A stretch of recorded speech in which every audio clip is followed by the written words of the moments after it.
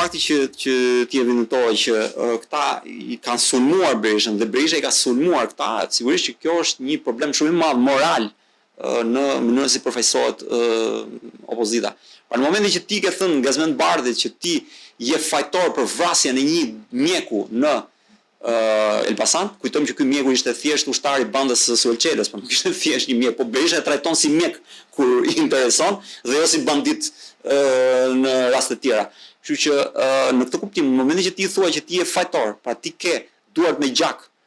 të një mjeku dhe pastaj ti këtë e bën kryetar kryetar, këtu ka një problem, ose ti nuk e ke problem që të kesh rreth vetes njerëz me duart me gjak, ose ti thjesht ke gënjur herën e parë që është më e pranueshme dhe ti nuk e ke problem që të dalësh si gënjeshtar në sytë e publikut. Në të dyja rastet ti del me imazh të shëmtuar dhe del pra moralisht del pa kredenciale morale në sytë e publikut.